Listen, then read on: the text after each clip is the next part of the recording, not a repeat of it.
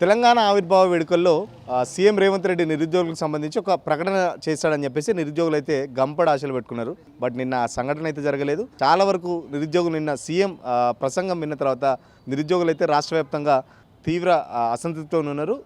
ఇదే విషయంపై మనతో మాట్లాడడానికి అశోక్నగర్లో కొంతమంది నిరుద్యోగులు ఉన్నారు. మనతో పాటు మాట్లాడడానికి నిరుద్యోగ జేఏసీ లీడర్ జనార్దన్ కూడా ఉన్నారు. ఎట్లా అనిపించింది నిన్న స్పీచ్ చూస్తే? మీరు చాలా ఈగర్గా వెయిట్ చేసారు. జూన్ 2 నోటిఫికేషన్లు, 2 లక్షల ఉద్యోగాలు, 1,00,000 ఉద్యోగాలు ఎన్ని వచ్చినాయి మరి నిన్న ఏం లేదని ఏంటంటే పంచదార లేని పాయసం ఎట్లుంటారో అట్లా పసలేని ఒక ఉపన్యాసం ఇచ్చిండు. జాబ్ క్యాలెండర్ కాదు కదా, దేని గురించి మాట్లాడలేదు. ఆయన మాట్లాడింది స్పీచ్ 37 నిమిషాల 36 సెకండ్లు ఆయన మాట్లాడింది నిన్న. ఈ స్పీచ్లో ఆయన సంక్షేమము, అభివృద్ధి, శాంతి భద్రతలు, తర్వాత ఎవరెవరైతే ఉన్నారో వాళ్ళకి అవార్డులు ఇవ్వడం జరిగింది. ఈ సంక్షేమంలో మొత్తం కూడా ఇక ఆవిర్భావం గురించి మాట్లాడిండు. మేము ఇట్లా తెచ్చినాం, అట్లా తెచ్చినాం, తెలంగాణ పరిస్థితి అప్పుల పాలు ఉండే, అట్లా ఉండే, ఇట్లా ఉండని చెప్పిండు. దాని తర్వాత మహిళల గురించి మాట్లాడిండు, రైతుల గురించి, యువత గురించి, క్రీడలు, విద్య, వైద్యం, కులగణన ఇదన్నీ మాట్లాడిండు. వీటిలలో నీకు ఏముంది? యువత గురించి ఉన్నది.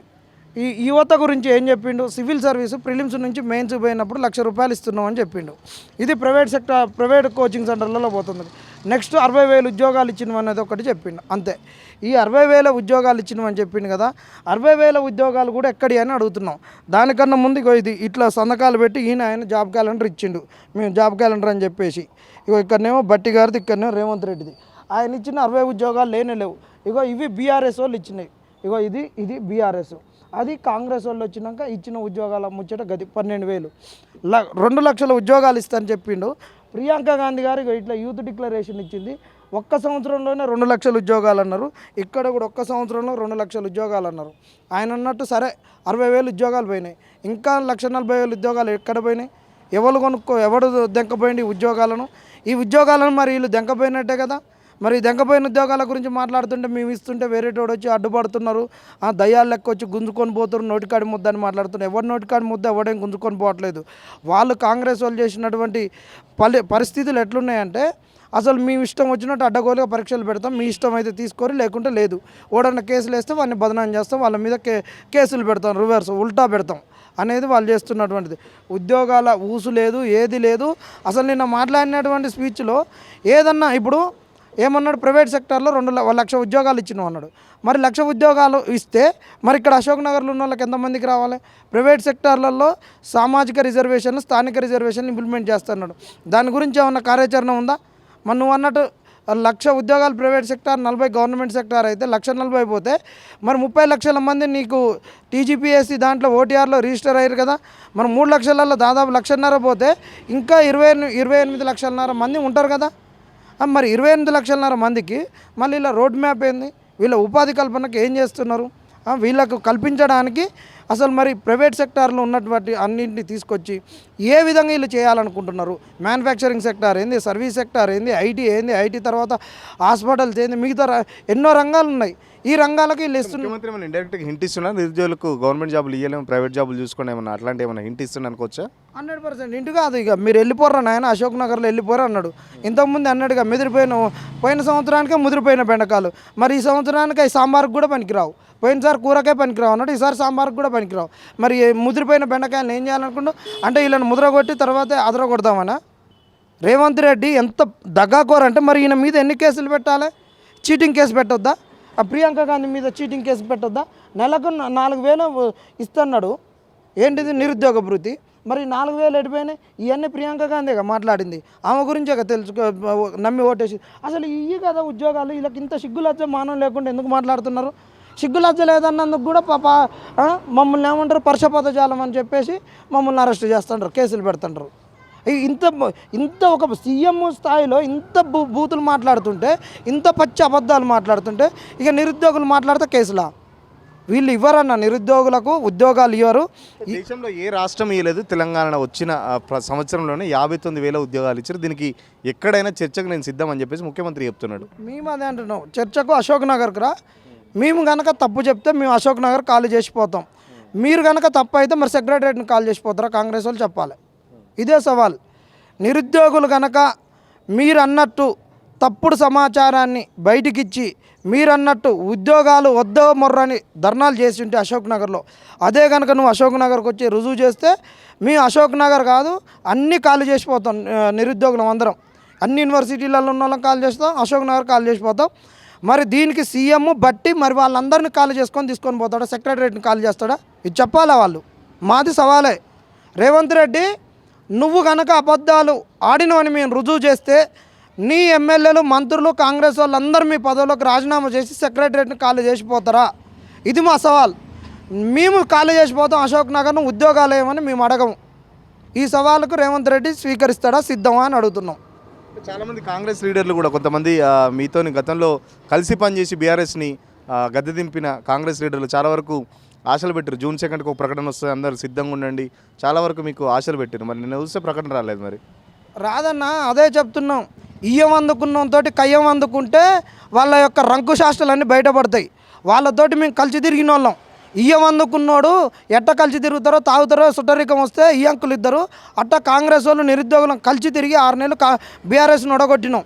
మీరు మాతోటి కనుక లొల్లి పెట్టుకుంటే మాత్రం మీరు రంకు చేష్టలు మీరు ఆ రోజు చెప్పినాయి, మీరు మాతో చెప్పి ప్రచారం చేయించినాయి అన్నీ కూడా బయటకు వస్తే మీరు తలకాయలు ఆడబెట్టుకుంటారని అడుగుతున్నాం. ఎందుకు ఇంత మరి లైట్గా తీసుకుంటాడు మిమ్మల్ని? మీరే బట్టే బస్సు యాత్ర చేసిర్రు. నిరుద్యోగులు గతంలో ముఖ్యమంత్రి ఇప్పుడు నిరుద్యోగులు చేసిన ఒక్క 1%తోనే నా ప్రభుత్వం ఏర్పడ్డది, మీకు థ్యాంక్స్ కూడా చెప్పిండు గతంలో. మరి మిమ్మల్ని ఎందుకంత లైట్గా తీసుకుంటాడు? మరి మేము 1% కాదు, మొత్తాన్ని ఓట్లను అసలు ఈ కాంగ్రెస్ వాళ్ళకి దిక్కు దివానా లేదనుకుంటే వాళ్ళకు ఒక హోపుని తీసుకొచ్చినాం. దానికి ఇది వచ్చిన పర్సెంటేజ్ ఏదైతే బీఆర్ఎస్ మీద గెలిచిండో అది మా వాళ్ళు వచ్చింది అనుకుంటాం. సరే అదే అనుకున్నా కానీ గొప్ప విషయమే. కానీ అసలు వాళ్ళకు ఓపు లేదని ఓపెన్ క్రియేట్ చేసి అసలు 2023 జూలై వరకు అసలు వాళ్ళకి అవకాశం ఉందా? ఆ రోజు ఏదైతే కర్ణాటకలో కాంగ్రెస్ గెలిచిందో ఒక నెల రోజులు మే నెల జూన్ వరకు ఉన్నారు. జూలై కాడ నుంచి వాళ్ళు అన్నీ ఎత్తేసిర్రు. ఎత్తేస్తే మళ్ళీ జూలై నుంచి మేము గ్రూప్ 2 పోస్ట్ పోన్ చేసి దాని తర్వాత గ్రూప్ 1 కేసు గెలిచి అట్లా ఒక 3 నెలల్లోనే కాంగ్రెస్కు మేము గెలుస్తాం అన్నటువంటి ఒక భరోసాను ధైర్యాన్ని ఇచ్చి గెలిపించిన వాళ్ళు నిరుద్యోగులం.